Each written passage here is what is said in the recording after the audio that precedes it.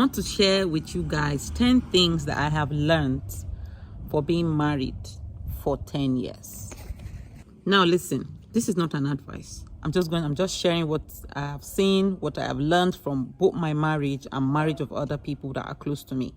You can pick anything that you think might help you from what I'm going to say, but please, it is not an advice. Number one, make sure you have something doing as a woman.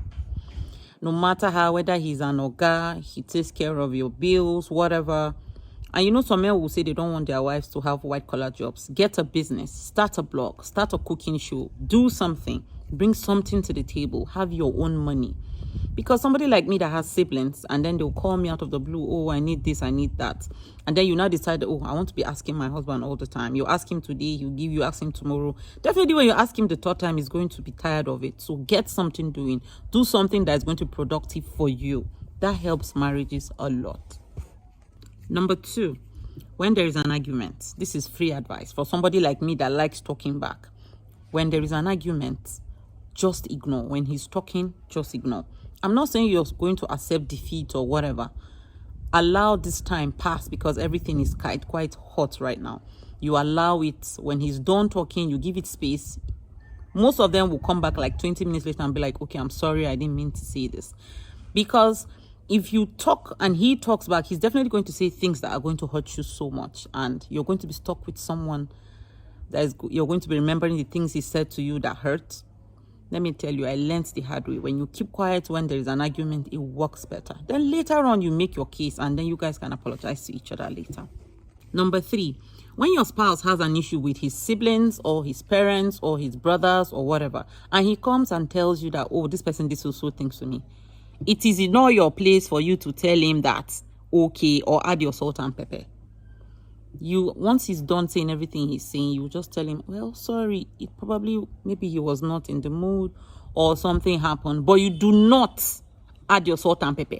Yes, you're his wife and you might have his kids, but you don't add salt and pepper when your husband has issues with his siblings. You stay out of it. All you're supposed to do there is just tell him sorry. Try and work it out. Try and talk to him about it. But if you add salt and pepper, let me laugh. Number four, when we always have sometimes we have those friends of our husbands that just want to give us attitude for no reason. In no occasion should you report to your husband that your friend is giving me attitude. No. If what he does is he gives you bombastic side eye all the time, when you meet him next, you give him criminal side eye. And then he will be the one to report himself. Then you state your case then. But never you report first. You allow it play out. And then you make your case. Don't fall into that trap. Number five. This one is very controversial. Do not check his phone. And I know a lot of people will be like, what if he's hiding something, blah, blah, blah. Listen, I used to be a phone ranger too. And trust me, it does not help you. It becomes like an addiction. When his phone is lying there, all you think about is how to check it. It becomes an addiction. And it's not really good for you. Just ignore it. Like, when marriage will work, it will work. When it will not work, it will not work. Most times you just go and read chats that he has with his friends, which is kind of his privacy. When I have chats or discussion with my friend, it's kind of my privacy. So I don't expect anyone to check it or whatever. So keep his phone, allow his phone. When a man is cheating, you will know. When there's somebody else where you will know. You don't need, you will know. You go show. Men know sabi hide their feelings. You will know. So stop checking his phone. This one is number 6, and I'm going to be talking about your in-laws. Listen. When you have issues with your in-laws, because you're definitely going to have issues with them, because you guys will always be around each other. You're going to have issues. When handling those issues, use wisdom. Remember that they are your husband's relations. You have to use wisdom. Most times you might be in the wrong. Most times they are the ones that are going to be in the wrong. But whichever case it might be, use wisdom when handling issues with them. Number 7. So, I personally have 3 kids. And at a point in my marriage, I started to forget about myself, to be very honest. Like, I'll go a whole year, I'll even forget to buy clothes for myself. Everything was about the kids. Because of how motherhood is, sometimes you tend to forget about yourself, tend to forget about taking care of yourself, tend to forget about, all those normal things. There are women that will even forget to wash their hair for almost a year. And because motherhood is hard, to be very honest, but whatever the case might be, you need to look for a way to not forget yourself. Think about yourself. Take care of yourself. Don't lose yourself, because you see women after having few kids, just 5 years in marriage, and she'll be looking like she's been married for. It is stressful. Motherhood is hard. I'm not even gonna lie. But whatever the case might be, do not forget yourself in the process. Number 8, not everything you see on Instagram is real. I swear to God, most of these women go as far as buying stuff for themselves and posting it on Instagram and saying, the love of my life bought this for me. And then you will now be thinking that it's their husbands that are doing it for them. And then you start making trouble, Instagram is not a real place.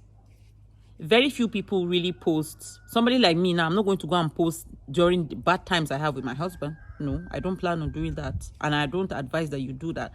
People post only the glamorous side, and most times even that glamorous side is a lie. Somebody might go and post the latest DLK with dollars and tell you that my husband gave me this for my anniversary, and then you will not be expecting that from your guy that is trying to manage and keep money for you and the kids. Instagram is not a real place. I have seen a lot of people have issues because they saw someone doing something on Instagram and expecting that your spouse should do it for you. If you say if you get your money, run down for yourself. But Instagram is not a real place. Number 9, take out time to go out with your friends. Plan a date with your friends. Plan a get together. Do something, because sometimes being stuck at home, you're just stuck. Too many things. Look for a time. Let loose. Fix a date with your friends. It mustn't be much. Maybe 4 or 5 girls. 5 married women, or if you have your single friends, that's cool. Fix a date, go out, eat food, play games, do something. Talk about your issues, propose, give ideas of business ideas with each other. Do something with your friends. Now, last but not the least, which is the very important one, is you have to be very, very prayerful. Prayers helps a lot. Somebody like me, I pray, I fast a lot. So be very prayerful. Pray for yourself, pray for your kids, pray for your spouse, pray for your home. Remember that whatever decision you make affects your kids. Now, in all this I have said, I am not saying that you should stay with an abusive man or stay with someone that gives you pain. I'm talking about a marriage to a person, to a man that wants it to work, that respects you, loves you. Nobody is perfect. You yourself, you're not perfect. Try to love yourselves with your imperfections. Well, I hope you've learned something. Don't go and quote me anywhere that Ruki said no. I'm just telling you what I've learned in the course of my 10 years in marriage. I hope you continue to pray for me that we celebrate 20 years and 30 years and so on and so forth. And I wish you all too well. Thank you so much for listening, and bye.